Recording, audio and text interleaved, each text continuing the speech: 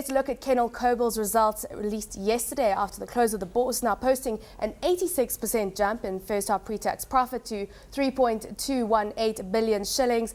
Rising sales there, low distribution costs, but this in the context of the unreliable government-owned distribution system, a period of high international oil prices, devaluation of all local currencies in which the company operates, and the regulated pricing environment. How is the company managing all these risks and managing to post such sterling results? I think what the company has done over the last 6 months or so, it's focused on regional expansion and also getting points of being able to enhance its downstream business outside of the Kenyan market, which is highly regulated. Again, in Kenya, it's enhanced its distribution footprint, and it's also been offering it the end consumer packages at lower prices, like on 2 days a week, which has definitely enhanced its volumes. And I think this has been a key point for them. And what they did for the last 6 months from January to date, their margins were much better than what they did last year. For instance, they did a profit after tax margin of 3.2% from about 2% last year. So I think that's a huge improvement for them. I think we should be looking for further insight at today's briefing, which will be at about 10 o'clock. We'll be able to understand what management actually did beyond just reporting improved margins and improved numbers. Price-wise, it's one of the best performing stocks on the Kenyan bourse this year. It also proposed an interim dividend of 0.57 shillings. Do you have appetite for the stock at 10 shillings and 95 cents? We actually don't cover the stock, but I think the interim dividend will definitely cause a bit of attraction on it. The thing is, this dividend's record date is on the 19th of August. So maybe the upbeat in terms of the price performance and in terms of the dividend payout trickling to the share price may take a bit longer and may not be instantaneous. Rival Total rallied over 5% yesterday to close at 24 shillings 75 cents. Now, looking at the market share of those two companies, Total's dropped to 24.1% in March from over 30% last year this time. Kenol Kobil's rose almost 5% to 23.5%. Is Total's market share being threatened by Kenol, and do they have a fighting chance to be able to take over as a market leader when it comes to oil distribution?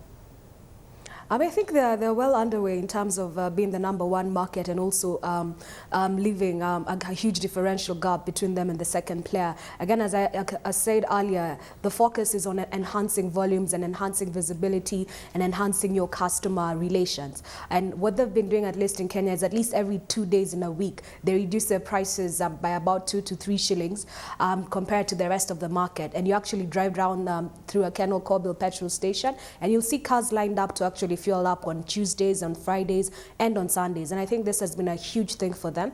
Again, as they get into the regional space, they're focusing on Central and East Africa. They're looking at setting up depots out of Mozambique. I think these markets are less regulated than Kenya, and the cost of doing business there will be much more lower than what they do in Kenya, meaning that they can be able to get improved margins outside of the Kenyan market to augment their overall group position. So I think for sure they're definitely underway in terms of improving their margins and also in terms of improving their market share going forward. A lot of companies that have diversified out of the Kenyan market really benefiting from that in the East African region. Do you think that some of the positive results that we've seen coming through for the first half of the year could help turn around this bearish trend that we've seen on the bourse? Sorry, please come again. I didn't quite hear you. Do you think that some of the positive results that we've seen coming through from the companies, the likes of Equity Bank, Kenol Kobil yesterday, could help turn around the bearish trend that we've seen on the bourse this year? You know, the interesting thing when you look at the Nairobi Stock Exchange is the company fundamentals are very strong. The numbers coming out are very strong. But I think as the investors look at the market, you're not only looking at the individual company performance, but you're also looking at the macro environment. High inflation, a bit of a volatile currency, no sense of where interest rates are going. That has been a bit of a bumper for investors who are looking at the Nairobi Stock Exchange. So it's one thing to look at a company, but if the macro doesn't hold, then the long-term sustainability of this growth rates actually comes to focus. and could be a bit lower growth. You'd actually expect probably lower growth rates if the inflation, if the macro environment continues in the way that it is. I think what will be of focus today is just to see what the MPC decides to do. We're expecting a 24 basis point hike. I think we'll be looking out for this information as well as data on inflation for this month, which is due for release this week, just to see how they expect the macro environment to do for the second half of the year. Let's talk about inflation. We've got the rolling blackouts which start today. This will put upward price pressure on electricity prices, given the fact that Kenya imports 30% of Kenya's electricity comes from petroleum products. Got oil trading still above $100 a barrel. Food inflation is still surging. It's almost a perfect storm, as some would call it. What is your outlook for inflation for the rest of the year? I think if I focus on the energy, I think we'll expect to see a lot of government involvement. For energy, the blackouts are actually expected to go to the commercial and the large-scale power users. This would be your likes of Athi River Mining, Bamburi Mining, the industrial companies, so to speak. What will happen is, at least we expect for the next 4 months or so, there'll be a spike in terms of the electricity prices for these companies. There'll probably be a move to use emergency power, which is highly dependent on petroleum. And based on this, we think that the government may actually step in and actually subsidize the cost to the end user, mitigating the month-on-month and the average inflation for that period. But nonetheless, we still expect higher inflation rates going forward for at least the second half of the year. The only mitigant that we see to this is if the rains actually continue and at least food prices stabilize in the second half of the year, then the actual increasing cost for energy would probably be mitigated by the stability in terms of food prices. You talk about large-scale power users like Bamburi and Athi River Mining having to take a knock there when it comes to electricity. Could this have any implications for the share prices?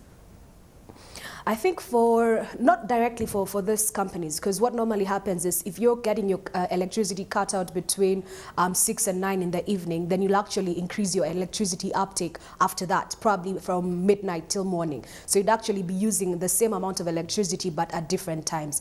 I think probably the impact will be felt more on the likes of the generator, Kenyan, because their volumes would probably be affected by the more or less stable or slightly lower usage by the large-scale producers. For KPLC, they're a conduit, and they tend to pass the electricity from the supplier, which is Kenyan and the IPPs, and onto the end users. So they're caught in between. But I think the bulk of the impact will probably be felt by the IPPs and the Kenyans of this world in terms of pricing of electricity and in terms of no supply for the interim, at least for the second half of the year.